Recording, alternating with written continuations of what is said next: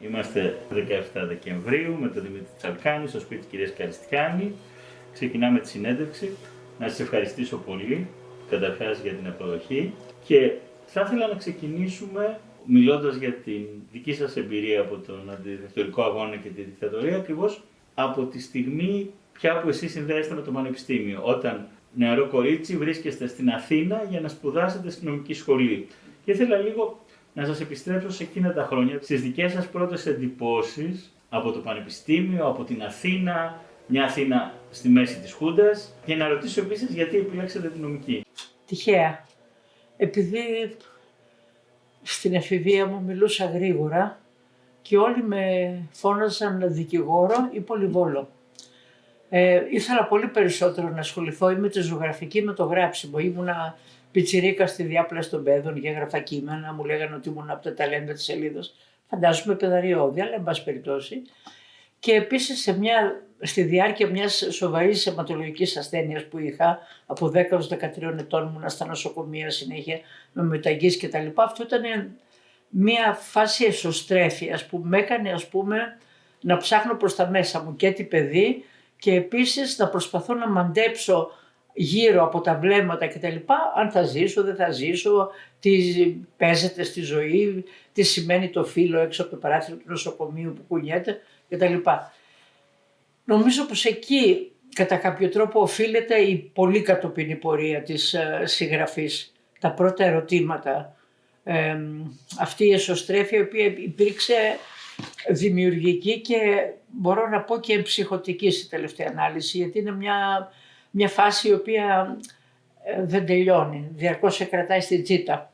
Όταν βρέθηκα στη νομική, η οποία ήμουν και άσχετη, νομίζω πως την πρώτη-δεύτερη μέρα πήγαμε ένα σούπερ μίνι, σόρτς, δεν θυμάμαι τι φορούσα κτλ.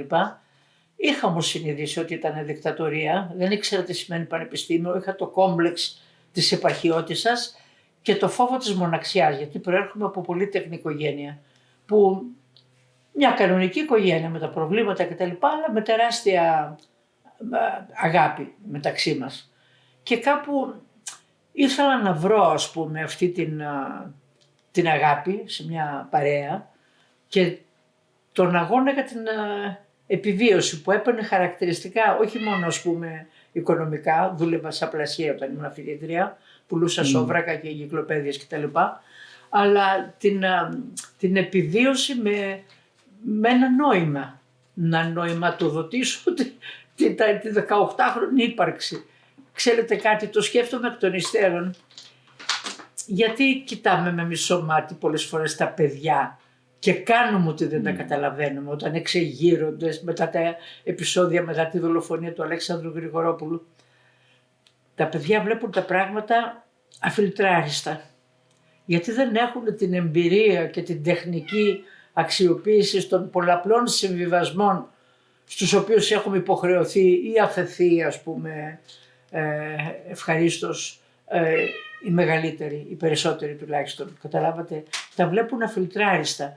Έβλεπες τι είναι καλό, τι είναι κακό, το ήξερες. Αυτή την αθλιότητα, την κατατρομοκράτηση, την ντροπή για την πατρίδα μας, τη βλέπουμε ανάγλυφη μπροστά μας.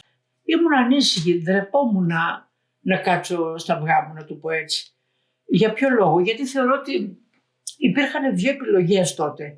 Υπήρχε μια μερίδα φοιτητών οι οποίοι είχαν αποφασίσει να αφοσιωθούν στις σπουδές τους, να δρομολογήσουν τη σταδιοδρομία τους στην επαγγελματική μετά, μεταπτυχιακά ενδεχομένως ή εν πάση περιπτώσει ένα γραφείο, ένα μαγαζί κάπου κτλ. Που μπορεί να ήταν απολυτικ, μπορεί και να μην ήτανε. Μπορεί να μην ήτανε και να φοβόντουσαν, γιατί η οικογένειά τους είχε υποστεί τα πάνδυνα σε προηγούμενες εποχές. Δηλαδή δεν μπορώ να είμαι αφοριστική. Σας έλεγα ότι ψάχνω πάντα να βρω ή ελαφρυντικά ή την ουσία των πραγμάτων. Μερικές φορές το καταφέρω, τις περισσότερες ίσως όχι. Ανήκα σε αυτούς που μες στα όλα.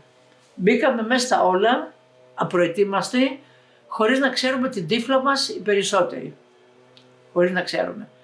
Κάτι όμως το ξέραμε. Ότι οι δικτατορίες, έχοντας υπόψη μας λίγα πράγματα για το Φράγκο, το Σαλαζάρ από εδώ από εκεί κτλ, κρατάνε δεκαετίες. Οπότε, ας πούμε, μπαίναμε κάπου και ξεχνάγαμε την πιθανότητα κάποτε να έχουμε ένα δικηγορικό γραφείο, να γίνουμε γιατροί σε ένα νοσοκομείο, να γίνουμε αρχιτέκτονες ή κάτι άλλο. Μπαίναμε ξέροντας ότι όλη μας η ζωή θα είναι εκεί. Ή θα πιαστούμε, θα βασανιστούμε ή θα δικαστούμε και θα φάμε 15, 20, 23 με 25 με υπολογίζανε εμένα στην ΕΣΑ. Με το 509, γιατί υπήρχαν κατάπτυστη νόμοι από το 509 και το 375 για κατασκοπία.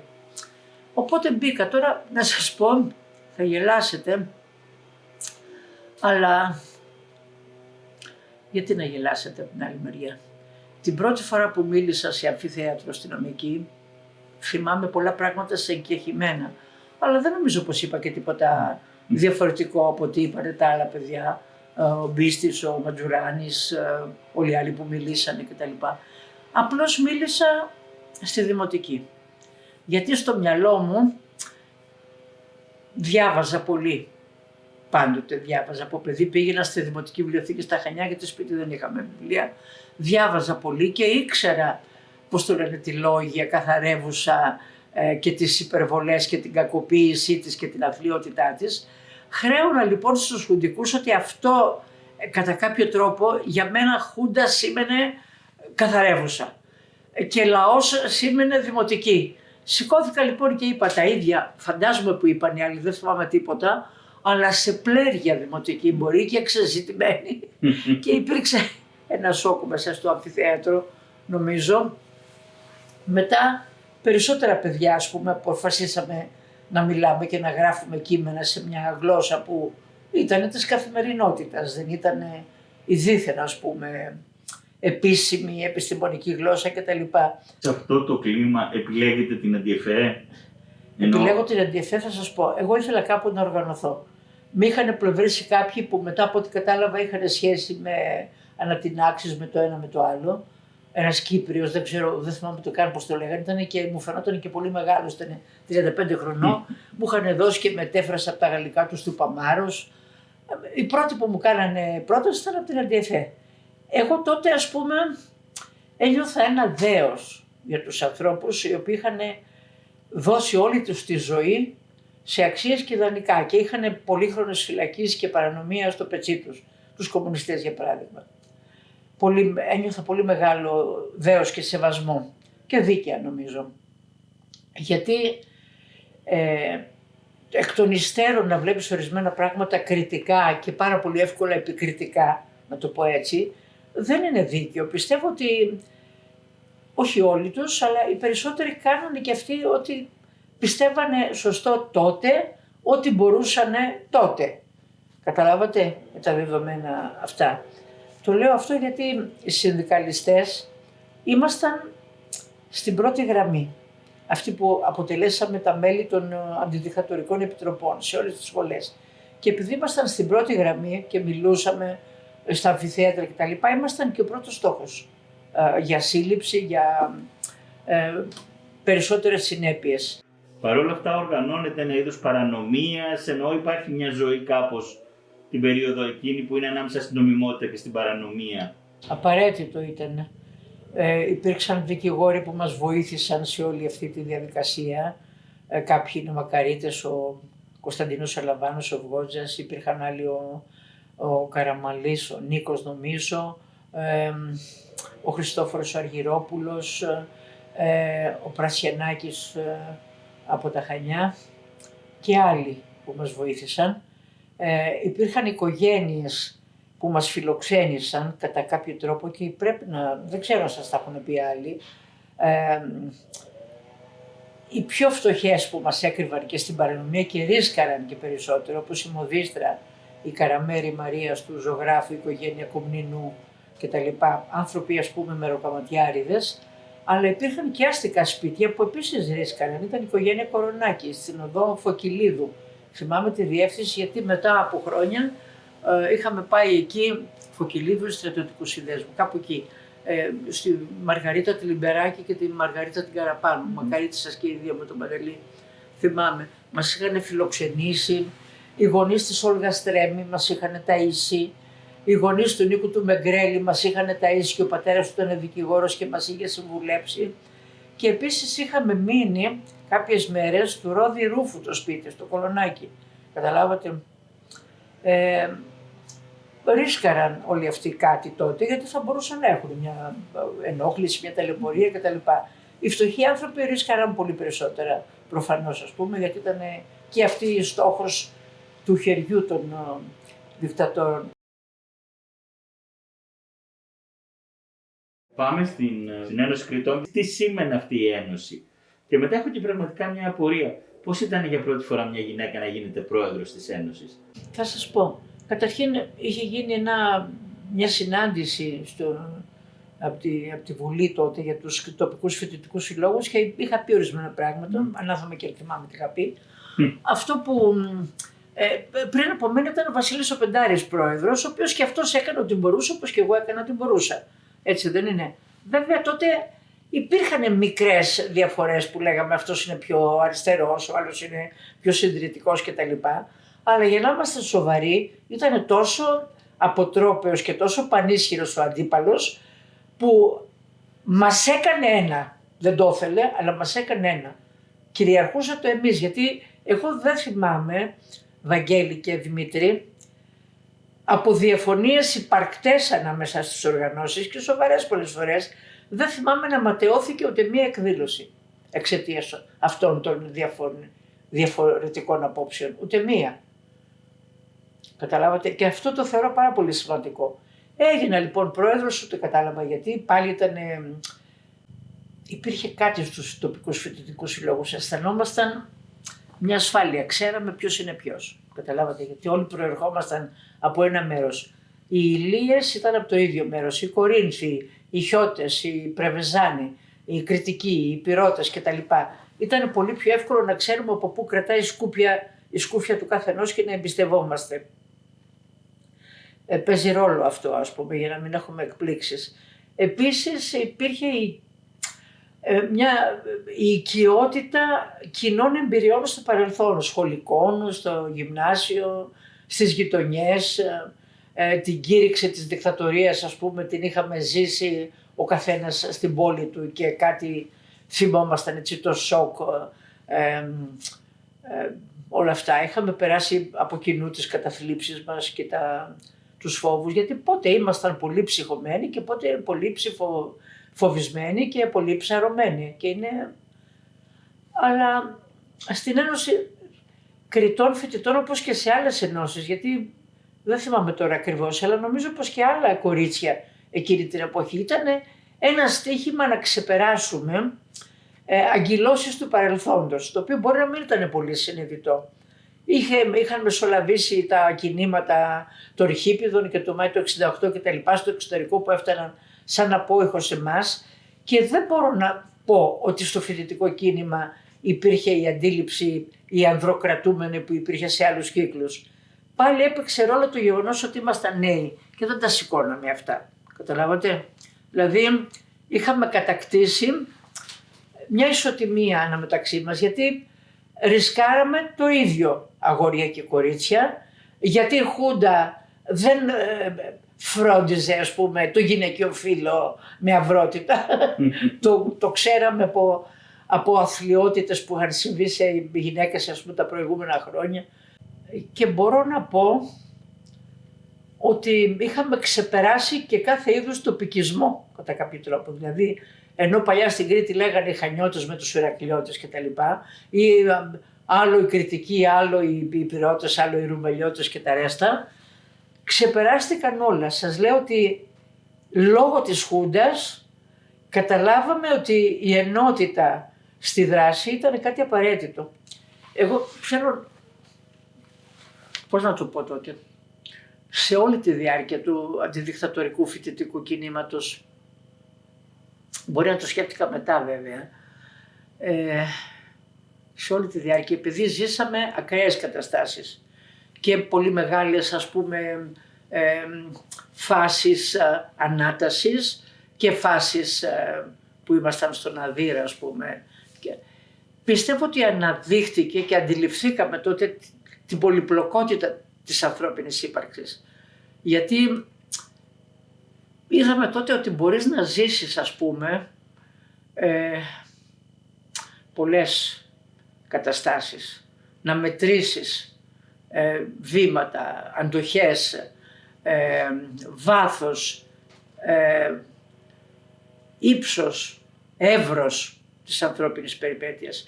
Και πιστεύω μια ευλογία εκείνης της εποχής μέσα σε όλα τα δεινά και μια ευγνωμοσύνη είναι ότι κατακτήσαμε τα πιο ποιοτικά συναισθήματα κατά κάποιο τρόπο. Αυτό το σκέφτομαι, δηλαδή τα πιο ποιοτικά εννοώ το δώσιμο, την αλληλεγγύη, την αυταπάρνηση. Γιατί τότε δεν πιστεύω, Βαγγέλη και Δημήτρη, ότι υπήρχαν παιδιά τα οποία έκαναν ό,τι έκαναν επειδή υπολόγιζαν σε κατοπινές καριέρες. Και αυτοί ήξεραν ότι εξασφάλιζαν πολύχρονη φυλάκιση ή πώς το λένε περιθωριοποίηση με οποιοδήποτε τρόπο. Οπότε δεν είχαν καβαλαστάλογο, ας πούμε, κάνει τις πορείες.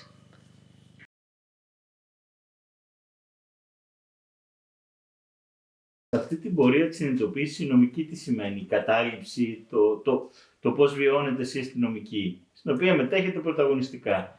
Ναι, ήμουνα στην Επιτροπή Κατάληψης, φτιάξαμε μαζί με τον Νίκο Μπίστη τον όρκο νομίζω. Γράφαμε τα συνθήματα πάνω στην ταράτσα, έξω οι Αμερικάνοι και κάτω η Χούντα. Φτιάχναμε συνθήματα τα οποία σαν ακόντια ξεπετάγονταν ψηλά, σαν χιλιάδες ακόντια, ρηπές ας πούμε, έχω εικόνες τέτοιες. Να σας πω, σκέφτομαι ότι η λέξη κατάληψη μπορεί και να μην είναι σωστή, γιατί καταλαμβάνεις ένα χώρο που δεν σου ανήκει και στη νομική και στο Πολυτεχνείο, ο χώρος ήταν δικός μας. Ανήκει στους φοιτητές και στους εκπαιδευτικούς.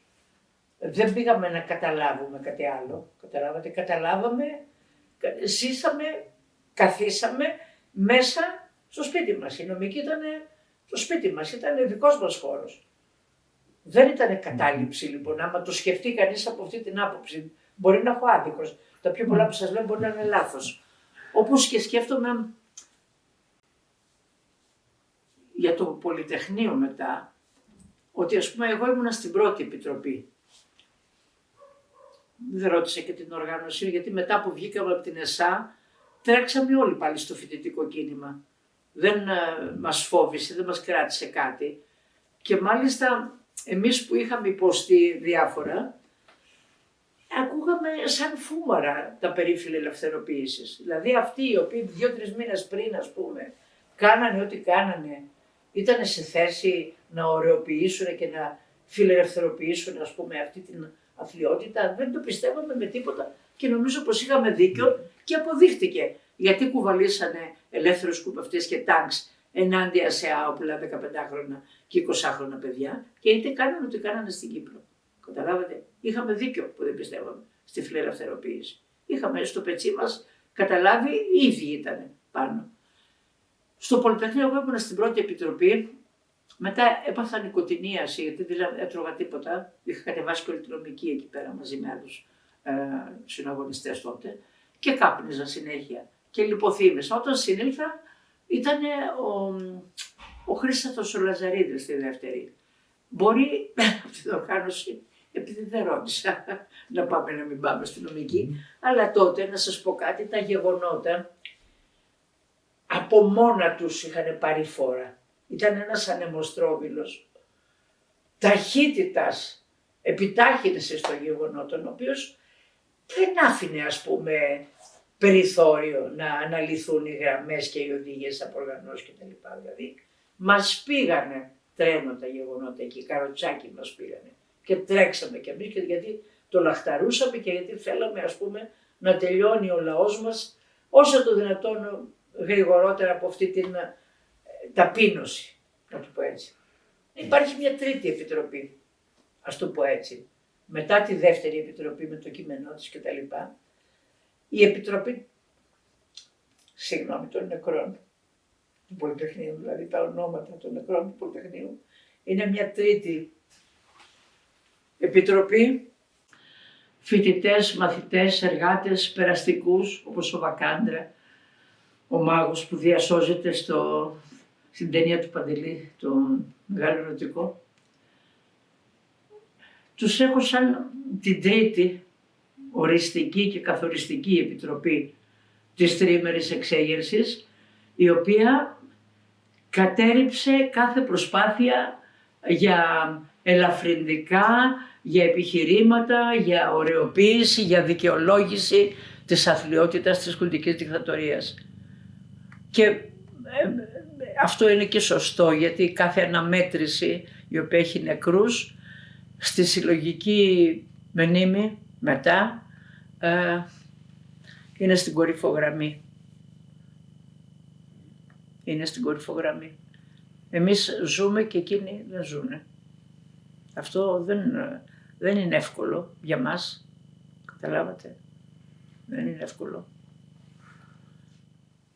Αν κάνετε μια σύγκριση της νομικής με το Πολυτεχνείο, εννοώ, πώς σκέφτεστε, ας πούμε, τα δύο ορόσημα του αντιδικτατορικού αγώνα?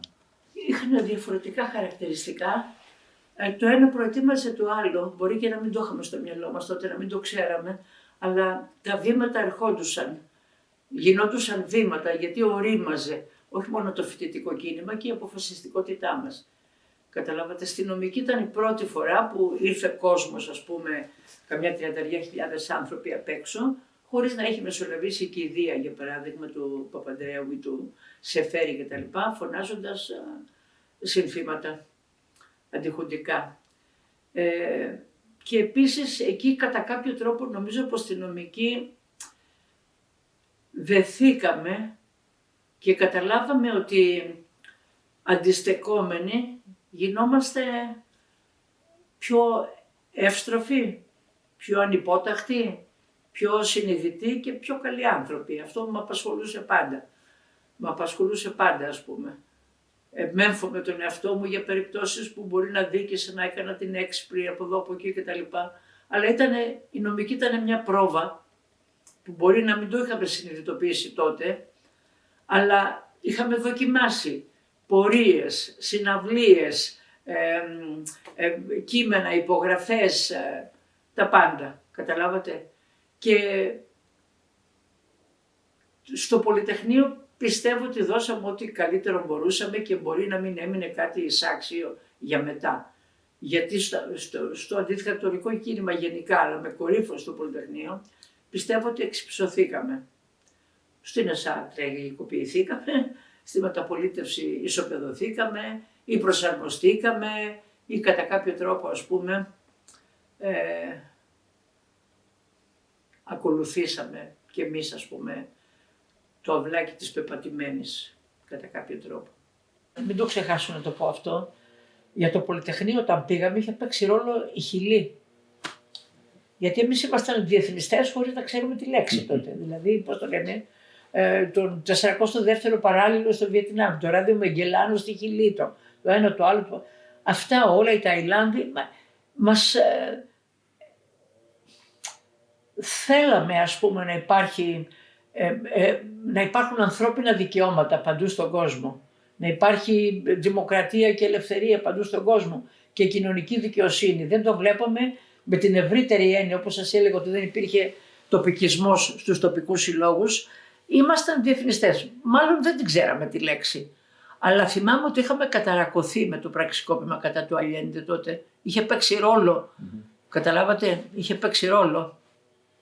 Ο Ανδρέας Γιαννακούλας, ένας πολύ σπουδαίος ψυχίατρος, δεν ζει πια, ο οποίος επί Delors στην Ευρωπαϊκή Ένωση λεγόταν τότε, πώς το λένε, ΕΟΚ, Ευρωπαϊκή Οικονομική Ένωση, ήταν υπεύθυνος για όλα τα προγράμματα για τα παιδοψυχιατρικά κτλ. Πολύ φίλος και του Παντελή και του Μακαρίτη, του Κυριάκου του Κατζουράκη, και εγώ τον ήξερα πολύ καλά κτλ. Γράφει κάπου, όποιος δεν τραγικοποιείται για κάποιο διάστημα της ζωής του είναι κενός. Και λέω πόσο αλήθεια έχει. Πόσο αλήθεια έχει αυτή η φράση. Στο Πολυτεχνείο υπήρχε η αίσθηση, και φαντάζομαι όχι μόνο σε μένα, ότι αυτό είναι. Εδώ πρέπει να συμβεί ό,τι συμβεί. Αυτό ήταν το πολύ διαφορετικό. Αλλά συνέβη το χειρότερο, όσο θυμάμαι. είχα δώσει ένα κείμενο στην Κάτια τη Χαραλαμπάκη στα ψυχιατρικά τετράδια με εικόνες από εκείνες τις μέρες και σκέψεις κτλ. Αλλά στο Πολυτεχνείο ναι, δεν μας πέρναγε από το μυαλό ότι τώρα φεύγουμε, ξαναγυρίζουμε στο σπίτι μας και κάποια άλλη φορά θα κάνουμε μια άλλη κατάληψη στο Γεωπονικό Πανεπιστήμιο ή στη Φιλοσοφική ή κάπου αλλού ας πούμε. Ήταν η αίσθηση του ή τώρα ή ποτέ. Γιατί είχαν μεσολαβήσει πια και είχαν συσσωρευθεί οι χυδαιότητες από την πλευρά της δικτατορίας και η απογοήτευση από το διεθνή παράγοντα. Γιατί ουσιαστικά υπήρχαν αντιδικτατορικά κινήματα, επιτροπές υποστήριξης από εδώ και από εκεί, αλλά επίσημα η δικτατορία δεν αντιμετώπισε εμπόδια στο διεθνές πλαίσιο. Δεν αντιμετώπισε εμπόδια. Είχε την υποστήριξη και των Αμερικάνων και των Εγγλέζων και φάνηκε μετά και στο Κυπριακό κτλ. Καταλάβατε.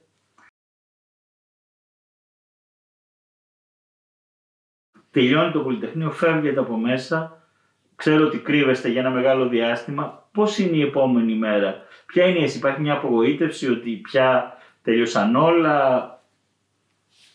Κοιτάξτε να δείτε, μιλώντας προσωπικά, εμένα ο θάνατος είναι καθοριστικό πάντα στη ζωή μου. Σκεφτόμουν και σκέφτομαι και στο νοσοκομείο που είχα πάει στα τελευταία της και στη Μόπη τη Βουτσινά και στην Αγγελική την Ξίδη που πήγαινα. Για τους νεκρούς τους μίλαγα, η Αγγελική δεν καταλάβαινε, αλλά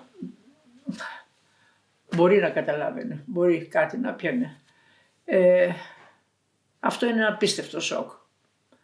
Γιατί έχεις πάρει μέρος σε γεγονότα που εσύ επέζησες και άλλοι δεν επέζησαν και που αυτοί που σκότωσαν εξακολουθούν να είναι στα πράγματα ακόμα πιο κρατεοί. Το σοκ ήταν απίστευτο.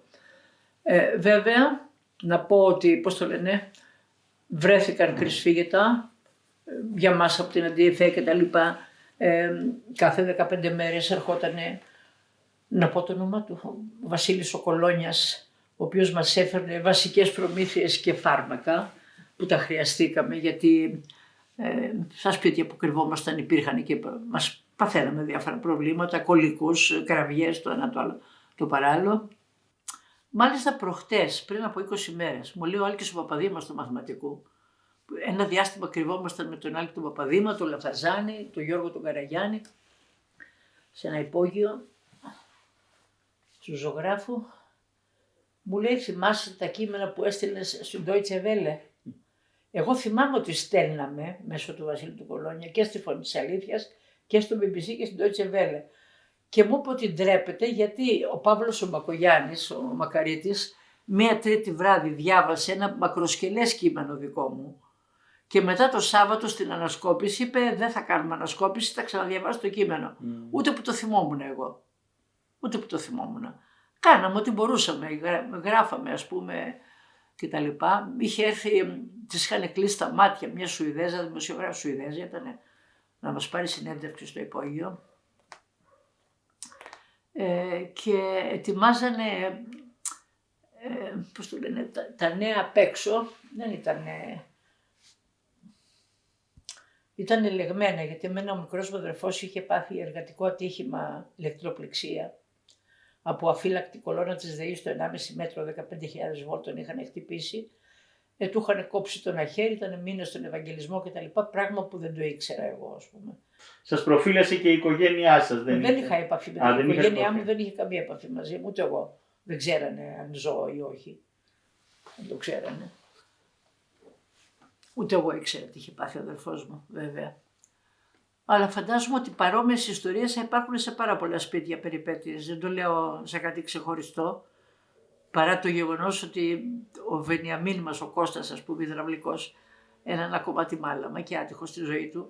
Αλλά πιστεύω ότι αυτά συνέβαιναν δυστυχώς οριδών σε πάρα πολλά σπίτια.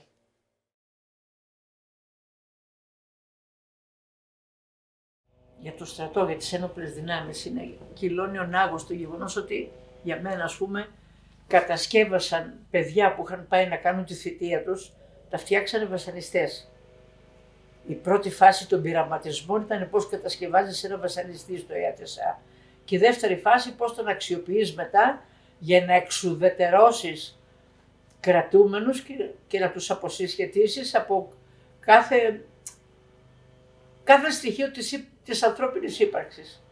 Το θεωρώ άθλιο αυτό. Και μπορώ να πω ότι κάποιες φορές, φαντάζομαι ισχύει και για άλλους συγκρατούμενους τότε και όχι μόνο για την περίπτωσή μου, δεν είχαν αρκεστεί στα βασανιστήρια από τους εσατζίδες, αναλάμβανε η ίδια δράση και αυτό μέχρι σχεδόν το τέλος της κρατησίας μου. Δεν ήξερα εγώ τη φάτσα του Θεοφιλογιαννάκου, την είδα μετά στις εφημερίδες, όταν 5-6 μου είχαν πετάξει κάτω, ας πούμε, για να υπογράψουν δήλωση που δεν υπέγραφαν. Γιατί νομίζανε ότι ξέρω πολύ περισσότερα. Από την οργάνωση δεν ξέρω αυτά αν πρέπει να υποθούν τώρα, αλλά μας είχε πει η Μπακαρίτης είναι πριν από 2 χρόνια. Η καθοδήγηση που είχαμε ουσιαστικά δεν ήταν η καθοδήγηση, ήταν κάποιες συναντήσεις για μία φράση, ιδέα δεν είχαμε τι σημαίνουν αυτά. Αν σας πιάσουν 2 μέρες προσπαθήστε να κρατήσετε κτλ.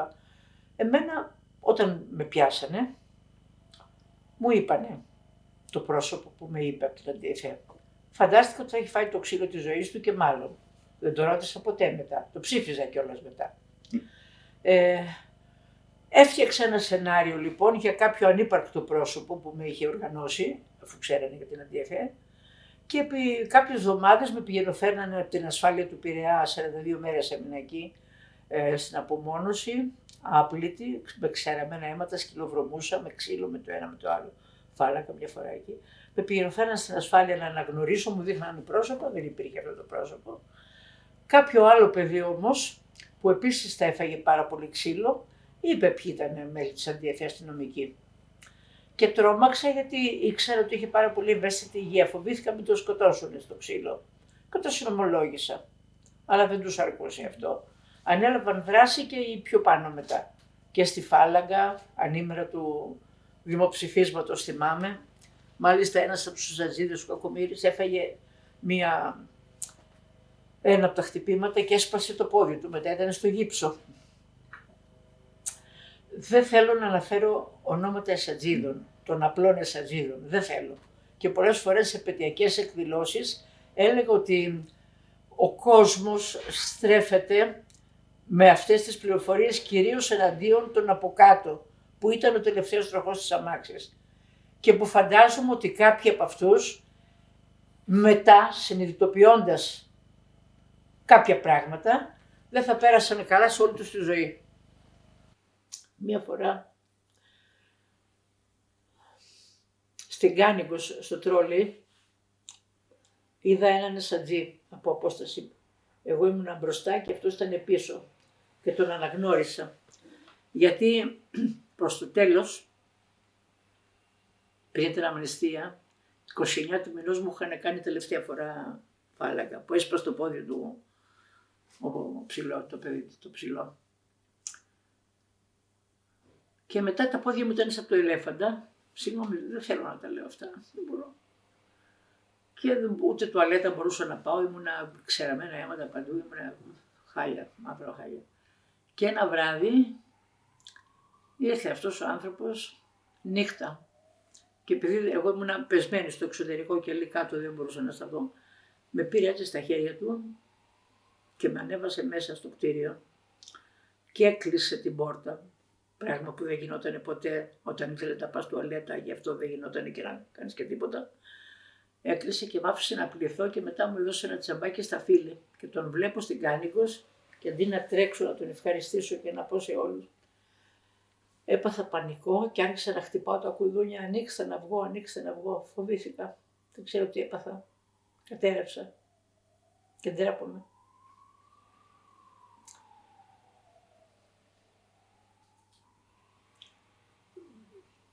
Σίγουρα υπήρχαν εσατζίδες που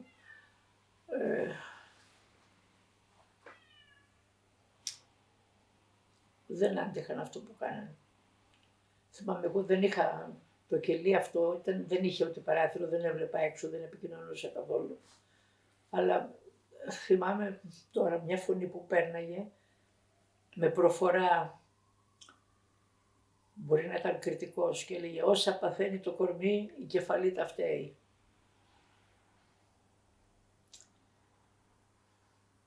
Σιγά σιγά το έλεγε όμως για να μην τον ακούσουν και οι απ' έξω.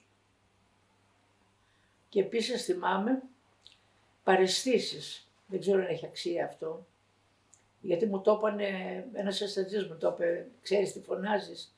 Λέω τι φωνάζω. Άνοιξε το παραθυράκι. Φώναζα γκαρσόν, γκαρσόν, ένα μπουκάλι γάλα, μια κοκακόλα που δεν έπινα και ποτέ μου, μια κοκακόλα, μια πορτοκαλάδα και 3 ποτήρια νερό. Ότι φώναζα συνέχεια ένα γκαρσόνι. Δεν ξέρω αν μας δίνανε και τίποτα χαπάκια και τα λοιπά, δεν το πιστεύω, αλλά το βασανιστήριο ήταν πολλαπλάσιο, γιατί δεν ένιωθες ότι ήσουν μόνο εσύ. Υπήρχε μια συμφωνική ορχήστρα που δεν έπαιζε την οδή στη χαρά, να το πω έτσι. Γιατί ακουγόντουσαν συνέχεια κραυγές, βογγητά, σερνάμενα βήματα και ήταν πολλαπλάσιος ο πόνος ο δικός μας, του καθενός, γιατί ήξερε ότι βασανίζονταν και η συντροφή του. Κατά κάποιο τρόπο δηλαδή, θέλω να το πω αυτό, αισθανόμουν και νόμιζα κιόλας, νομίζαμε όλοι ότι είχαν πιάσει όλο τον κόσμο. Φοβερό είναι αυτό, γιατί αυτό δεν φεύγει ποτέ από μέσα σου, δηλαδή θέλοντας και μη κάποιες φορές το ανακαλείς και υπάρχει, είναι σαν να ανοίγει μια πληγή ας πούμε. Ας τα αφήσουμε αυτά, πάμε στα άλλα. Όχι, να μείνουμε λίγο. Εσάς σας πιάνουν όντως τη νύχτα του Αγίου Βαρθολομαίου, έτσι δεν είναι, είστε... Ναι, όχι μόνο σε μένα, σε πάρα πολλούς. Σε πάρα πολλούς, καταλάβατε. Και η επικεφαλής αξιωματική, γιατί όπως εμείς πιστεύαμε, όπως εμείς πιστεύαμε ότι οι δικτατορίες στρατιωτικές κρατάνε δεκαετίες, μάλλον το ίδιο θα πίστευαν και αυτοί, ότι θα είναι άτρωτοι αιωνίως. Καταλάβατε, δεν τους περνούσε από το μυαλό ότι σύντομα με πήραν στο λαιμό τους στην Κύπρο και κατέρευσαν. Έτσι δεν είναι. Κοιτάξτε να δείτε, όπως πολλές φορές σκεφτόμουν όταν κατάφερα να κάνω παιδιά, κάτι που ήταν δύσκολο, όταν κατάφερα να κάνω παιδιά σκεφτόμουν τι λες για αυτά στα παιδιά σου, πώς τα λες, πότε τα λες όλα ή δεν τα λες όλα. Παράλληλα σκεφτόμουν παιδιά βασανιστών και προτετείων της Χούντας, αξιωματικών που μπορεί να ήταν στην ΕΣΑ ή όχι γενικά. Και έλεγα ότι σαφώς δεν πρέπει να υπάρχει οικογενειακή ευθύνη, ειδικά όταν τα παιδιά δεν ασπάζονται και με τα χουντικά εννοώ τις ιδέες των δικών τους, αλλά φαντάζομαι ότι είναι τεράστιο βάρος. Εγώ δηλαδή θα ήθελα να είχαν αλλάξει και τα επώνυμά τους αν γίνεται, ας πούμε, με κάποιο τρόπο. Δεν θεωρώ ότι είναι υποχρεωμένα τα παιδιά να προστατεύουν άθλιες πράξεις των γονιών τους. Σε καμία περίπτωση. Γιατί κάποια στιγμή τα παιδιά πρέπει να μπορούν να βαδίσουν και να κάνουν τη δικιά τους τη ζωή όσο γίνεται και όχι να μένουν αγκυλωμένα σε αυτά. Όταν ο Παντελής έκλεινε τα 50 βρέθηκαν όλοι οι συμμαθητές σε μια ταβέρνα. Κλείσανε ραντεβού. Οι συμμαθητές κάποτε των σχολείων, Δημήτρη. Και έρχεται αργά τη νύχτα και μου λέει πού να στα λέω. Λέω τι, δίπλα μου κάθισε ένας, μου είπε το επώνυμο, δεν θέλω να το πω γιατί δεν είναι γνωστό, αλλά ένας συμμαθητής του και του είπε ότι δουλεύει στη Τζέντα, τα πλοία, τα υπεροκειάνια νομίζω της γνωστής οικογένειας του Λάτση. Επάνω στο κατάστρωμα πισίνες, μπικινοφορούσες κτλ. Και υπεύθυνοι ασφαλείας, Καραπαναγιώτης, Καλύβας και διάφοροι άλλοι είχαν προσληφθεί όλοι αυτοί. Εδώ και 2 χρόνια μετά ακούγαμε ερπίστριες. Ερπίστριες ακούγαμε. Και θυμάμαι από την ΚΝΕ που μας πηγαίναμε και παρακολουθούσαμε. Γιατί η ΚΝΕ μας είχε βρει κρυσφύγεται από εδώ από εκεί, δεν μπορώ να πω. Δηλαδή όταν βγήκαμε, φαντάζομαι ότι όλοι κάναμε έκθεση τι συνέβη μέσα κτλ. Όπως θα κάνανε και τα παιδιά του Ρίγα Φεραίου και της PPCP και της ΑΣΠΕ, επόμενο ήταν. Και ακολουθούσαμε οδηγίες. Τι κάνουμε. Αλλά θυμάμαι ας πούμε, όταν ακουγόντουσαν ερπίστριες, ότι και για 2 χρόνια μετά ήταν ρεαλιστικός ο φόβος ότι μπορεί να ξαναγίνει δικτατορία.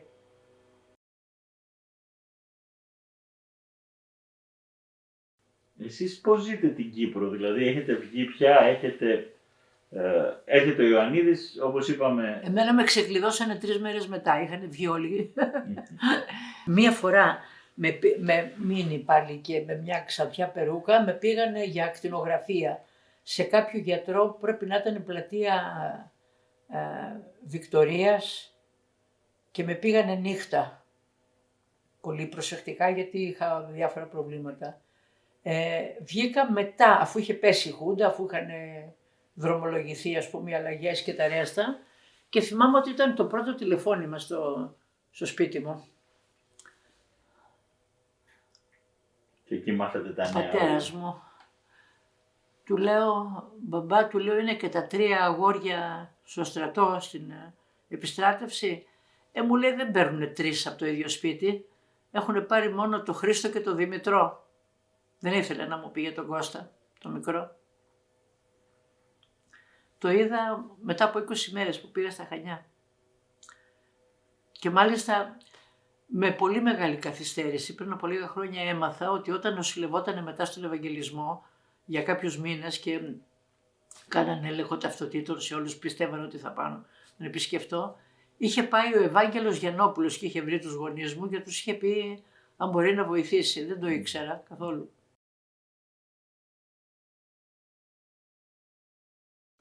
Θυμάμαι μία φορά, είχαμε κάνει τη μέρα νύχτα. Καταρχήν, για να μην ακουστεί, γιατί υποτίθεται ότι ήταν ακατοίκητο το υπόγειο, μιλάγαμε με νοήματα ή πολύ σιγά, ας πούμε. Και αυτό σε όλη τη διάρκεια της δικτατορίας, γιατί, κύριε Καραμανολάκη, εμείς δεν ζήσαμε φοιτητική ζωή με την έννοια της ανεμελιάς, των πάρτι ή οτιδήποτε άλλο, αυτό που εννοείται φοιτητική ζωή. Την περάσαμε με ένα χαφιέ από πίσω μας. Όλη μας τη φοιτητική ζωή. Και κάποιοι και μεσαντζίδες από πάνω μας, να μην πω. Λοιπόν, εν πάση περιπτώσει, είχαμε εξασκηθεί στα μισόλογα, στα νεύματα, στα υπονοούμενα, στα αποσιωπητικά, στις πάρα πολλές σημασίες της σιωπής, με τα βλέμματα δηλαδή, με τα βλέμματα. Και στη δικτατορία, στην παρανομία, το ίδιο. Αλλά δεν ξέρω αν έχω δικαίωμα να μιλάω για τέτοια πράγματα, γιατί ας πούμε μάθαινα μετά για ανθρώπους οι οποίοι είχαν περάσει 30 χρόνια στην παρανομία, 25 χρόνια, μαζί με φυλακές εξορίες 48 χρόνια, ο Κώστας Ελουλές, 48 χρόνια, όλα αυτά. Για μας δεν ήταν, να είμαστε σοβαροί δηλαδή, καταλάβατε. Μην τα κάνουμε όλα έπος, έτσι δεν είναι, μην τα κάνουμε όλα έπος. Να μην τα κάνουμε, αλλά και η εμπειρία δεν είναι λίγη εμπειρία, είναι πολύ. Όχι, δεν είναι λίγη εμπειρία, αλλά πώς το λένε, πάντα φοβάμαι μην μεγαλοποιήσουμε πράγματα, μην ωρεοποιήσουμε, μην καταλάβατε.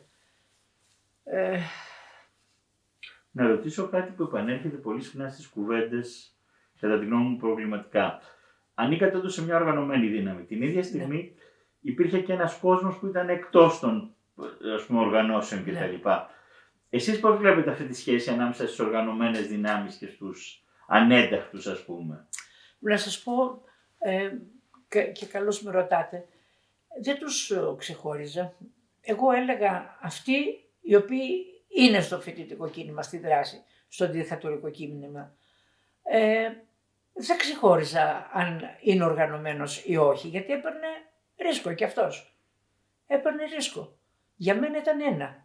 Και το περίεργο είναι ότι και τότε, αλλά πολύ περισσότερο μετά την δικτατορία, έχω πολύ στενές σχέσεις, ας πούμε, και καλές παρέες με παιδιά που ήταν στην PPCP, στην ΑΣΠΕ, καταλάβατε, και σε άλλες οργανώσεις, σε αντίθετους χώρους. Γιατί μεγαλώνοντας συνειδητοποίησα, ας πούμε, ότι στα 18 και στα 20 έκανες κάτι μαζί με άλλους που δεν ήσασταν ένα και το αυτό, αλλά η Χούντα σας έκανε ένα και το αυτό, γιατί τελικά στο ίδιο μετερίζει, ας πούμε, βρεθήκαμε όλοι στις κρίσιμες στιγμές, στις πολύ κρίσιμες στιγμές. Εκεί οι διαφορές πήγαιναν περίπατο.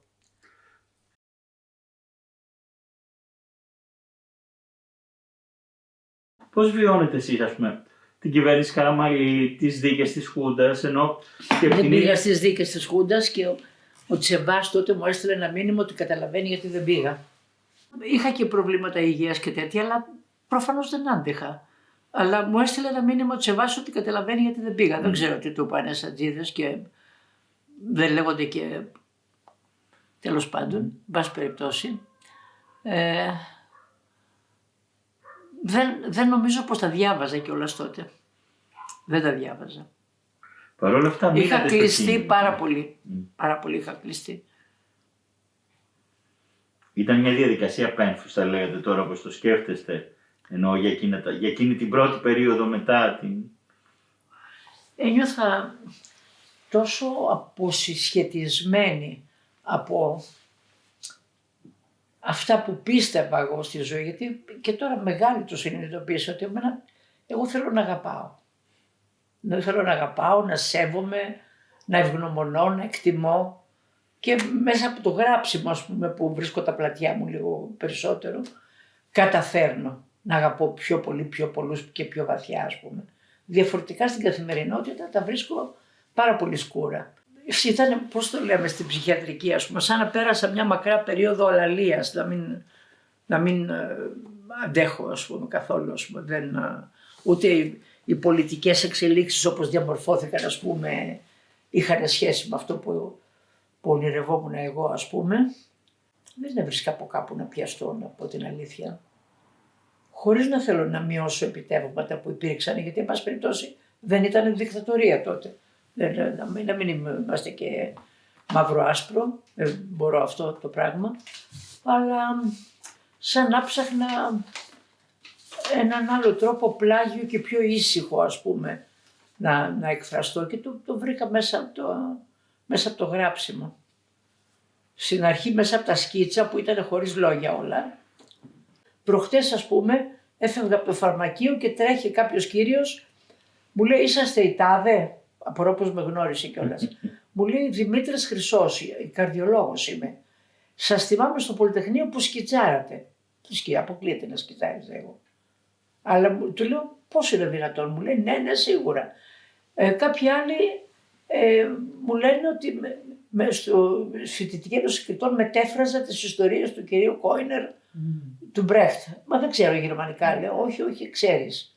Και φαντάζομαι ότι και εγώ κάποια πράγματα που νομίζω για κάποιους τα έχω φτιάξει στο μυαλό μου. Γιατί το μνημονικό βαριέται να κάθεται φρόνιμο και αυτό κατά κάποιο τρόπο. Μου κάνει παιχνίδια, καταλάβατε. Κάνει παιχνίδια, εμπλουτίζεται, ακυρώνεται πολλές φορές. Γιατί έρχεται ο χρόνος και τακτοποιεί κάποιες εκκρεμότητες και καταβγάζει κάποια σκοτάδια. Καταβγάζει.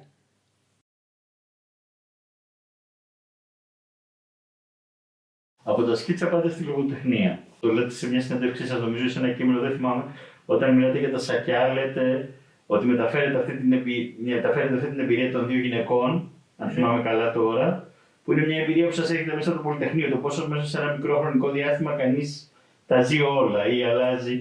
Εγώ πιστεύω ότι ειδικά στην τριήμερη εξέγερση τότε, ας πούμε, πιστεύω ότι σαν υπήρξε ένας προβολέας που φώτισε, ας πούμε, πάρα πολλά εσοχές και κόγχες, ας πούμε, κρυμμένες. Πολλές φορές για τα σακιά που λέτε, αλλά και πώς το λένε και για το τελευταίο, όπως λέγεται, κορνιζωμένη. Θεωρώ ότι πολλές φορές, ας πούμε, καλλιτέχνες γενικότερα, αλλά και οι συγγραφείς, λέει ο Γκόρκι, καλλιτέχνης, άρα θλιμμένος άνθρωπος. Εγώ που είμαι, ας πούμε, ο τελευταίο τρύπα του Ζουρνά, λέω το εξής, ας πούμε, ότι δημιουργείται δυστυχώς βιβλίο με βιβλίο, μοιραίο είναι αυτό, μια αυταρέσκεια και μια ικανότητα, ας πούμε, να βαδίζεις σε συγκεκριμένες βραγές και να αποφεύγεις κάποιες άλλες στο περιβόλι της ζωής, κατά κάποιο τρόπο. Εγώ στα σακιά και στους κορνιζωμένους ήθελα να μην πάω με την πλευρά του θύματος. Γιατί θεωρώ ότι δεδομένο είναι ότι όλοι θα το συμπονέσουμε, όλοι θα ταυτιστούμε μαζί του, όλοι θα θέλουμε, ας πούμε, να καταγγείλουμε και τα λοιπά, τον θήτη και τα ρέστα, και ήθελα να διαβώ, να βρω την τόλμη να κάνω, ας πούμε, να πηδήξω το αυλάκι, να πάω από την άλλη μεριά, να δω πώς είναι. Γι' αυτό σας λέω κάτι που δεν σας είπα για τους βασανιστές, αν έχει σημασία. Κάποια στιγμή μέναμε στο παλιό Ηράκλειο με τον Παντελή και με ειδοποίησαν ότι ερχόταν μια Δανός, δεν θυμάμαι, σκηνοθέτης, που ήθελε να κάνει ένα ντοκιμαντέρ για την ΑΣΑ. Εγώ θεώρησα ότι δεν είχα δικαίωμα να πω όχι, αλλά δεν ήθελα και να πω πολλά. Και έρχεται σπίτι, θυμάμαι ότι είχα μαγειρέψει κοκκινιστό με μακαρόνια και κάτι άλλο. Ένα μικρό ταπεινό σπίτι εκεί πέρα που είχαμε. Και έρχεται με κάποιο νεαρό, ο οποίος μου ορκίζεται ότι με έχει βασανίσει. Αλλά εγώ δεν θυμάμαι τη φάτσα του καθόλου. Του λέω όχι, δεν σας θυμάμαι. Στο Βασίλη Βασιλικό, στην εκπομπή που πήγαμε με την Άλκη Ζέη και με ένα άλλο νεαρό, εγώ είχα βγάλει τότε κάτι διηγήματα, η κυρία Κατάκη, το πρώτο βιβλιαράκι. Το πρώτο σας, ναι. Ναι. 85. Την άλλη μέρα με πήρε η Άννα Μιχαλητσιάνου και μου λέει, μα είναι δυνατόν, σε έβαλε να καθίσεις δίπλα στο βασανιστή σου, το άλλο παιδί που ήταν. Ούτε το όνομά του θυμάμαι, ούτε το θυμήθηκα καθόλου. Δεν το θυμήθηκα, δεν μπορούσα. Ίσως μέσα μου, ας πούμε, για τους από κάτω, δεν ήθελα να επιβαρύνω. Και με πήραν μια φορά και από την τηλεόραση, από την ΕΡΤ3, να μου πούνε για το ίδιο πρόσωπο, να επιβεβαιώσω και λέω δεν θυμάμαι. Και έλεγα αλήθεια, κύριε Καραμανολάκη, δεν θυμόμουν. Δεν ήθελα να θυμάμαι φάτσες, δεν ήθελα να θυμάμαι τέτοια ονοματεπώνυμα, δεν ήθελα να θυμάμαι κάποιες λεπτομέρειες οι οποίες, πώς το λένε, δεν έχει και νόημα να παράγονται. Δεν αντέχω να τα ξανακούσω από τα αυτιά μου τα ίδια. Καταλάβατε. Και τι να κάνω, να κάψω ανθρώπους ενώ δεν θυμόμουν. Μετά την αμνηστία ή μετά τη δικτατορία, δεν θυμάμαι. Στις συνελεύσεις που γινόταν στην Ήρυβα, μετά τη δικτατορία. Ήμουνα πρόεδρος σε μια και θέλουν να διαγράψουν κάποια παιδιά από το Διοικητικό Συμβούλιο του Κουντικών. Και είπα όχι. Ήταν 18 χρονών ένα παιδί τότε, ας πούμε, το οποίο μετά έγινε γνωστό σε κάποιο τομέα κτλ. Λέω 18 χρονών, θα του καταστρέψουμε τη ζωή επειδή κτλ. Και τότε θυμάμαι που την κέρδισα τη συνέλευση. Στα λογοτεχνικά σας κείμενα υπάρχει ένας διάλογος με αυτές τις εμπειρίες, ανεξάρτητα από το αν περνάνε υπόγεια ή με άλλα προσχήματα, ας πούμε. Αναπόφευκτα. Με κάποιο τρόπο. Δεν μπορείς να, καταρχήν σε ένα μυθιστόρημα που είναι εκτεταμένη αφήγηση, δεν μπορείς να κρυφτείς. Δεν μπορείς να είσαι κάποιος άλλος, είσαι ο εαυτός σου. Στις δύσκολες φάσεις της ζωής μου και τότε και μετά, θεωρούσα ότι υπήρχε ένας σύντροφος, ας πούμε, για όλους μας, ο 15σύλλαβος. Κλούβι μυαλό, και καθόμουν και έγραφα και στα γυρίσματα με τις ταινίες και μέχρι το τελευταίο σημείωμα στη Μικρά Αγγλία, από εδώ από εκεί, όταν τα βρίσκα σκούρα έγραφα 15σύλλαβος. Νύχτα, όλη νύχτα καθόμουν. Και στην ΕΣΑ το ίδιο. Τα έγραψα μετά όμως βέβαια. Γιατί ήθελα να τα πω στα παιδιά μου, αλλά δεν τους τα είπα γιατί δεν ήθελα. Μπόρεσε να χωρέσουν σε κάποιο διήγημα κάποια πράγματα, αλλά σε τρίτο πρόσωπο, όχι αυτοβιογραφικά βέβαια. Και τα λοιπά. Αν έχεις φτάσει στο μεδούλι κάποιων πραγμάτων, ας πούμε, μπορεί και να έχει αξία να τα καταθέσεις. Δεν ξέρω αν υπάρχει ενδιαφέρον πια και τόσο. Έχουν τόσο πολύ αλλάξει τα πράγματα και οι προτεραιότητες. Έλεγε κάθε χρόνο που διαβάζω την έκθεση του Παγκόσμιου Οργανισμού Υγείας, το 19 είχε πει κάτι τρομερό. Τώρα θα είναι χειρότερα τα πράγματα. Πριν την πανδημία. Ότι ήταν η πρώτη φορά στην παγκόσμια ιστορία που η τρίτη αιτία θανάτου των νέων ήταν οι αυτοκτονίες.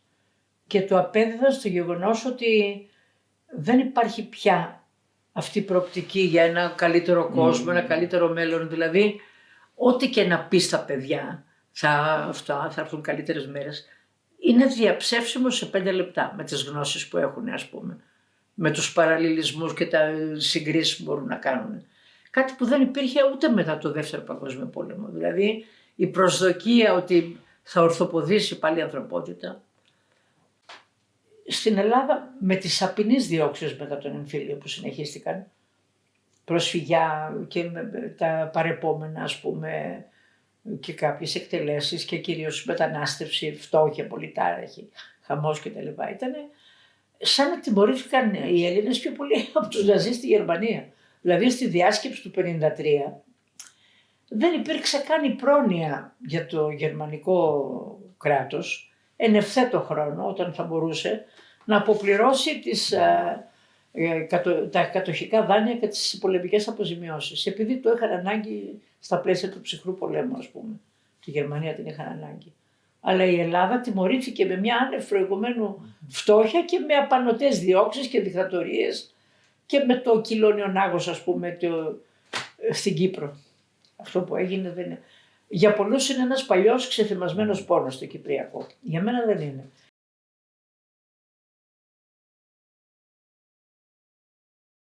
Να ρωτήσω, το πτυχίο το πήρατε μετά? Δεν το πήρα ποτέ και θα σας πω. Καταρχήν με ειδοποίησαν 2-3 καθηγητές να πάνε να μου το δώσουν έτσι. Το θεώρησα ατιμωτικό. Στην αρχή υπήρχε ο Κούλης, ο καθηγητής και τα λοιπά και δεν θα πήγαινα ποτέ στο μαθημά του. Και το άφησα. Δεν το ήθελα. Αυτούς τους καθηγητές, το πανεπιστήμιο, τους ανθρώπους, πώς τους σκέφτεστε? Εννοώ, δεν ξέρω πόσοι πραγματικά σας συμπαραστάθηκαν, οι πιο πολλοί νομίζω βρέθηκαν απέναντί σας. Απέναντι. Βρέθηκαν οι περισσότεροι απέναντι και αυτό ήταν μια γροθιά στο στομάχι, γιατί περιμένεις από ακαδημαϊκούς δασκάλους ότι θα έχουν περισσότερο θάρρος και κουράγιο από σένα που είσαι ένας 118 χρονών, ας πούμε, εν πάση περιπτώσει, και δεν ξέρεις την τύφλα σου. Αυτοί είχαν διαβάσει πολύ περισσότερο, ήξεραν πολύ περισσότερα, ο λόγος τους θα περνούσε πολύ περισσότερο. Ήταν λίγοι οι καθηγητές ο Μαρονίτης. Ο Παύλος ο Γεωργίου που μου έλεγε ο Παντελής, μακαρίτης και αυτός από το φυσικό μαθηματικό, την πρώτη μέρα που κάναμε παρέα και μετά, την πρώτη μέρα που έφτασε στην Γιάρο, είπε στους χωροφύλακες εκεί, παρακαλώ τι ώρα έχει αύριο δρομολόγιο, γιατί αύριο το απόγευμα συνεδριάζει σύγκλιτος. Υπέροχος άνθρωπος, καταπληκτικός επιστήμονας. Θυμάμαι, εγώ είχα ένα πάθος με τα μαθηματικά, με το διαφορικό λογισμό, με την τοπολογία, με το σειράς Φιμπονάτσι κτλ. Και με είχε ξεστραβώσει ο Παύλος ο Γεωργίου. Πολύ γοντιαλενικός, έτσι υπέροχος ήταν. Και να σας πω την αλήθεια, ήταν και πολύ θαραλέοι αυτοί οι λίγοι, γιατί η Χούντα έβαζε στόχο τα κεφάλια. Και στο συνδικαλισμό το φοιτητικό και στους πανεπιστημιακούς κτλ. Θα μπορούσαν να είναι περισσότεροι. Αλλά σύν το χρόνο σας λέω ότι σκέφτομαι ότι αυτό είναι μια επιτυχημένη Χούντα. Ότι διασπείρει, πώς το λένε, την τρομοκρατία και το φόβο των συνεπειών κτλ. Παντού. Δεν υπήρχαν παραθυράκια, ήταν ασφικτικό. Και έγινε πιο ασφικτικό γιατί είχε την υποστήριξη του διεθνούς παράγοντα. Αυτό μην το διαγράψετε, μην το ξεχάσετε. Γι' αυτό έκανε και το πραξικόπημα στην Κύπρο. Καταλάβατε, γι' αυτό ανέχτηκε όσο ανέχτηκε. Διαφορετικά δεν ήταν ο Ιωνίδης, ας πούμε, τόσο εύκολο να πάει να το κάνει.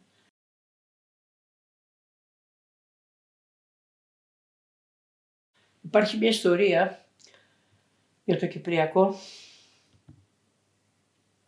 Υπήρχε ένας διευθυντής παραγωγής που έκανε τις ξένες ταινίες τις μεγάλες στην Ελλάδα. Τον έρχονταν ο Μπελμοντό, η Καρδινάλε, το πέρασμα, τα κανόνια του Ναβαρώνε κτλ.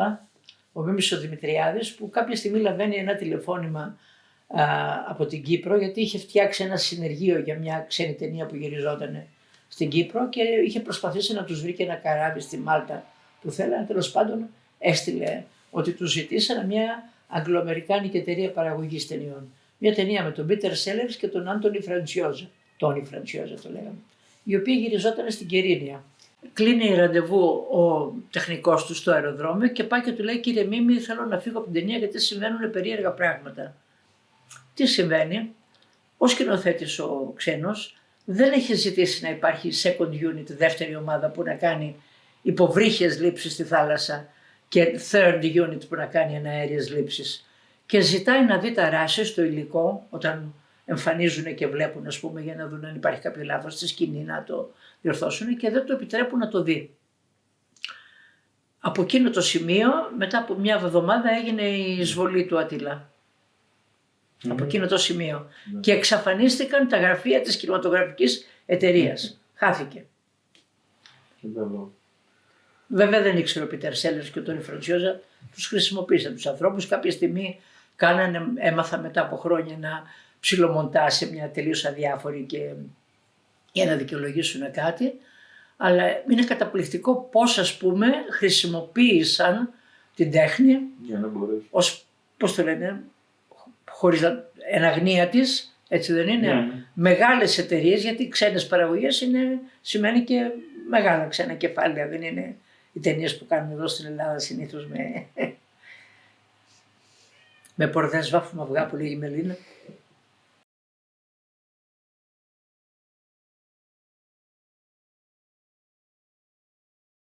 Καμία χούντα και κανένας λαός δεν αξίζει, ό,τι και προβλήματα να υπάρχουν, να περνάει από μια τέτοια χυδαία εμπειρία, γιατί ήταν εμπειρία χυδαιότητας και αποκτήνωσης. Καμία χούντα. Απλώς εμείς, ας πούμε, για να κρατηθούμε, προσπαθήσαμε, ας πούμε, ζώντας αυτή την εμπειρία του απόλυτου, ειδικά στη νομική και πιο ειδικά στην τρίμερη εξέγερση, προσπαθήσαμε να αντλήσουμε από κάτι για να κρατηθούμε. Και πιστεύω ότι αυτό που αντλήσαμε τότε ήταν το εμείς, η παπαδιαμαντική συναλληλία, να το πω έτσι, πέρα από οργανώσεις και οτιδήποτε άλλο, και το θάρρος να μην εξευτελιστούμε απέναντι στα τάξη. Δηλαδή ένα παράδειγμα απόκοσμο θα έλεγα για παιδιά, για τόσο μικρά παιδιά. Πόσο θεωρείτε ότι ο πολιτισμός σας ενέπνευσε ή λειτουργήσε ενοποιητικά για εσάς? Αλίμονο. Όχι μόνο τότε, σε κάθε φάση, πιστεύω και τώρα. Καταρχήν εγώ από 13 χρονών, τότε που σας έλεγα, είχα πάθει κάτι με τον Παπαδιαμάντη. Μια λατρεία που είχε, όχι συνειδητά όλα αυτά, η παπαδιαμαντική συναλληλία του, να αγαπάς τους ανθρώπους με ταπεινοφροσύνη και με σεμνότητα. Αυτό. Και τον αισθανόμουν να τριγυρίζει και μέσα στην νομική και μέσα στο Πολυτεχνείο και μέσα στην ΕΣΑ και παντού. Και στις φάσεις που υπήρξαν μετά την δικτατορία, πώς το λένε, με διάφορες αρρώστιες, 3 καρκίνους και δεν συμμαζεύεται και κατάθλιψη βαριά, χαπακωμένη, ένα τσουβάλι φάρμακα. Λοιπόν, τα κείμενα διαβάζαμε και ανταλλάσσαμε βιβλία, γιατί δεν είχαμε λεφτά όλοι να έχουμε βιβλιοθήκη και να αγοράζουμε. Ποίηματα, τραγούδια. Τα τραγούδια και του Μίκη και του Σαββόπουλου, του Μαρκόπουλου, όλων, και ξένα τραγούδια. Και ας μην πολύ καταλαβαίναμε τους στίχους, γιατί δεν είναι όπως τώρα που τα παιδιά έχουν μια τεράστια άνεση στην υποδοχή της ξένης κουλτούρας, γιατί μιλάνε όλα πολύ καλά αγγλικά ή άλλες ξένες γλώσσες. Τότε δεν ήταν ακριβώς έτσι τα πράγματα. Καταλάβατε, αλλά λατρεύαμε, αποστηθίζαμε τραγούδια και στίχους, ας πούμε. Συνεννοούμασταν πολλές φορές με αυτά. Συνεννοούμασταν. Και στην νομική είχαμε συμπαράσταση και στο Πολυτεχνείο. Ήρθανε πόσοι καλλιτέχνες εκεί, ας πούμε, καταλάβατε, που και αυτοί ρίσκαραν. Θεωρώ ότι κάποιοι με πολύ προχωρημένο μυαλό έκαναν πράγματα τολμηρά και πιστεύω πολύ σπουδαία. Δηλαδή, όταν είχε βγάλει για παράδειγμα ο Χατζηδάκης το Μεγάλο Ερωτικό το 1973, και ο Παντελής που είχε κάνει ταινία, πολλοί κάποιοι είπανε, τώρα μέσα στην δικτατορία, ώρα για ερωτικά τραγούδια, ή ο Τσιτσάνης το 1943 που έβγαλε την Αχάριστη, τον Μπαξέτζη Φλίκη και κούκλα μου από τη Θεσσαλονίκη. Πιστεύω ότι η ανθρώπινη ύπαρξη, ακράδαντα το πιστεύω αυτό, έχει ανάγκη από όλα τα συναισθήματα που μπορεί να την κρατήσουν όρθια και να την εμψυχώσουν. Δεν μπορεί να υπάρχει, δηλαδή στην Ισπανία, στην Πορτογαλία που ήταν 42 χρόνια ο Σαλαζάρ θα είχε καταργηθεί ο έρωτας, και στη δικτατορία και στο κρύψιμο και στην παρανομία πολλές φορές, ας πούμε, η σχέση, η ερωτική επαφή, ας πούμε, δεν ήταν ουσιαστικά σεξουαλική απόλαυση, ήταν η αίσθηση ότι δύο κορμιά είναι κοντά το ένα δίπλα στο άλλο. Θυμάμαι, δεν θα πω ονόματα, είχα γράψει ερωτικές επιστολές σε κάποια, δεν ζει πια, ως ο τάδε, για να την εψυχώσω, και στον τάδε είχα δώσει ερωτικές επιστολές από την τάδε για να κρατήσει. Καταλάβατε. Ό,τι μπορούσαμε κάναμε. Ό,τι μπορούσαμε κάναμε. Και υπήρχε κάτι, η σεμνότητα. Το λέω, Κανένας δεν σκεφτόταν καρδιά. Και από αυτούς που μπήκαν στην πολιτική μετά και δεν θέλω να κάνω την έξυπνη γιατί υφίστανται μια λάτρα και μια κριτική κι αυτή και οτιδήποτε άλλο, ας πούμε, που εγώ δεν το κάνω αυτό το πράγμα, δεν το έχω. Αλλά πιστεύω ότι, παντός τι ξέρω τι πιστεύω, δεν ξέρω τι πιστεύω. Η σεμνότητα για μένα, ας πούμε, ήθελα όταν αγάπησα την αριστερά παράφορα, προέρχομαι και από αριστερή οικογένεια, με αυτή τη μαγική φράση να σταματήσει η εκμετάλλευση από άνθρωπο που θεωρούσα ότι είναι κλείδι. Δεν ήμουν χαζή να πιστεύω ότι σε κάνα 2 χρόνια θα γίνει μια επανάσταση και πώς το λένε, όλα θα πάνε τέλεια και δεν θα υπάρχουν εμπόδια κτλ. Ήθελα να έχει μια ειλικρίνεια και μια σεμνότητα και μια πίστη που να μην σου κάνει καρδιά να την αφήσεις ποτέ. Αυτή την αριστερά που ονειρευόμουν εγώ. Να μην σου κάνει καρδιά να την παρατήσεις. Καταλάβατε. Και για μένα σεμνοί άνθρωποι υπάρχουν σε όλες τις παρατάξεις και τα κόμματα. Κάποιοι, λίγοι, πολλοί. Στην αριστερά είναι όρος. Η σεμνότητα είναι όρος. Δηλαδή άνθρωπος που δεν είναι σεμνός δεν τον έχω στο μυαλό μου για πραγματικό αριστερό και ιδεολόγο. Και πολλές φορές, ας πούμε, βλέπω τον Ντουπέ να αφιψηλού από εδώ από εκεί και λέω ποιοι θρίαμβοι του παρελθόντος το δικαιολογούν. Δηλαδή, ενώ παραμένω μετακίνητη και αγαπώ μια αριστερά που την έχω στο μυαλό μου και δεν τη βγάλω ποτέ και πολλές φορές, ας πούμε, και εκεί εξαντλώ τα ελαφρυντικά και τα λοιπά, παρόλα αυτά, όταν στην εποχή μας βλέπουμε, ας πούμε, αυτή την ψαλίδα, την τεράστια, ανάμεσα στον αχρίαστο, αμύθιτο πλούτο και στη φτώχεια, τι θέση να πάρεις, ας πούμε. Πιστεύω ότι οι επιστήμονες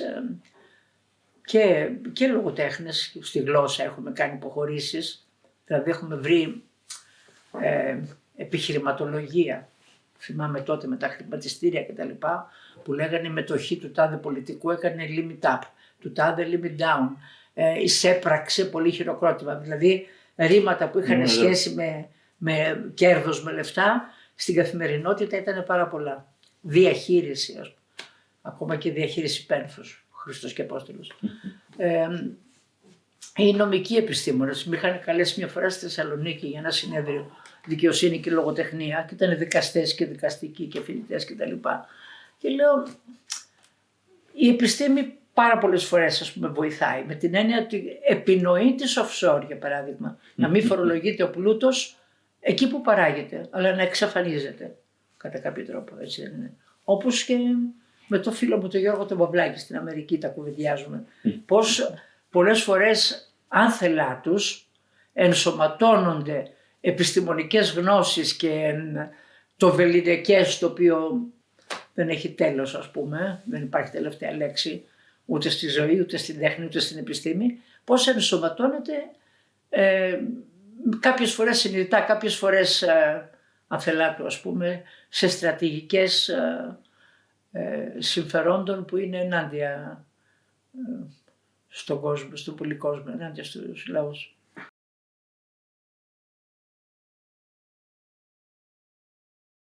Απολογιστικά και ανακεφαλαιώνοντας,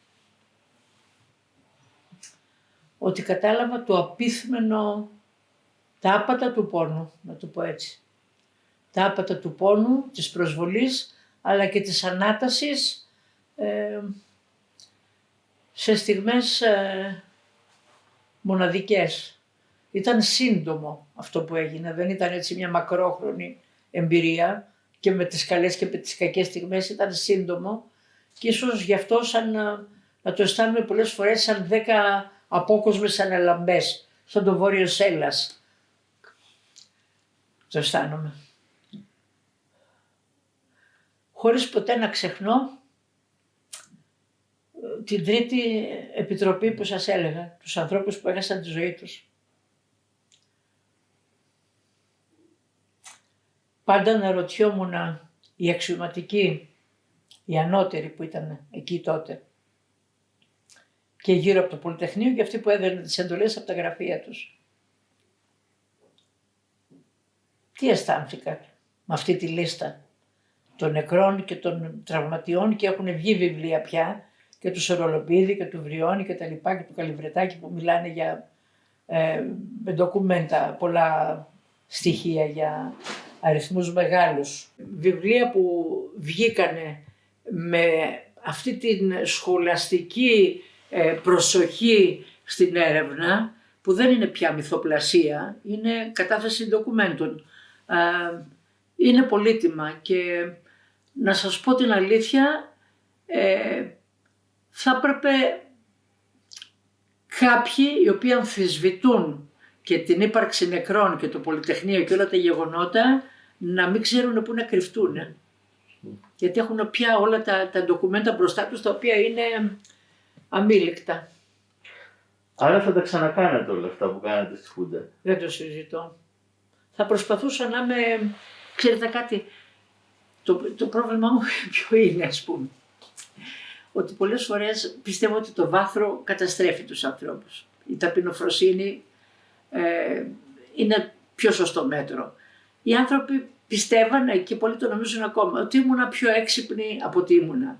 Ότι ήμουνα πιο διαβασμένη από ότι ήμουνα. Πιο προετοιμασμένη, πιο γενναία, πιο συνειδητή, πιο τσακάλι.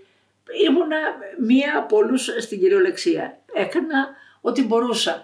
Αλλά δεν το συζητώ όταν απέναντί σου έχεις, ας πούμε, στρατόκαυλους αποφασισμένους να ταπεινώσουν. Δηλαδή είναι μια απόδειξη ότι οι ένοπλες δυνάμεις δεν αγαπούσαν την πατρίδα. Δεν αγαπούσαν την πατρίδα. Αν αγαπάς την πατρίδα σου δεν την ταπεινώνεις, δεν την ξεφτιλίζεις. Αν αγαπάς τους ανθρώπους δεν κατασκευάζεις βασανιστές. Λυπάμαι τόσο πολύ τα παιδιά που υπέστησαν και αυτά τα πάνδυνα για να μπορούν μετά να αποκτηνωθούν και να κάνουν αυτά που κάνανε, που κάποια λέγονται και κάποια δεν λέγονται, σας το λέω. Αυτό που θέλω να πω είναι ότι πραγματικά εγώ από την καρδιά μου δεν θα βγάλω ποτέ παιδιά που βρεθήκαμε τότε μαζί, φοβισμένα αλλά και αποφασισμένα. Μπορεί και να ήταν για την τιμή των όπλων, γιατί στις πλάτες μας κουβαλούσαμε απανωτές ήττες του λαϊκού κινήματος με διώξεις, με αποτυχίες κτλ. Και μπορεί να ήταν ένα τέτοιο γαμότο, να το πω έτσι, δεν ξέρω. Μπορεί να έπαιξε ένα μικρό ρόλο, ίσως ανεπαίσθητο και όχι απόλυτα συνειδητό. Αλλά δεν μπορώ να βγάλω από την καρδιά μου παιδιά που ανεξάρτητα αν χωρίσαν οι δρόμοι μας μετά και δεν αγκαλιαστήκαμε ποτέ για 50 τόσα χρόνια, βρεθήκαμε κτλ. Και μιλάω τώρα και για τον Πίστη, για τον Ματζουράνη, για τον Βερνίκο, μας είχε ο πατέρας του δώσει συμβουλές και αυτοί, πώς το λένε, στο σπίτι τους κτλ. Όλους που μπορεί να φαίνεται περίεργο, αλλά στα δύσκολα έδωσαν το παρόν. Τώρα το τι κάνανε μετά στη ζωή τους είναι μια άλλη ιστορία. Μπορεί κανείς να συμφωνεί, να διαφωνεί κατά καιρούς, να διαφωνεί συνολικά, αλλά είπαμε, οι θεατές και οι δρόντες. Και πάλι από τον Αναγνωστάκη, το φίλο μας τον Μίλτο, από το ιστερόγραφο νομίζω, δεν υπάρχει πνευματικός ηρωισμός σου. Δεν υπάρχει.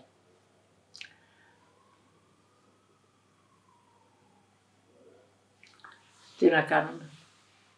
Ο καθένας πορεύεται με τις πληγές του.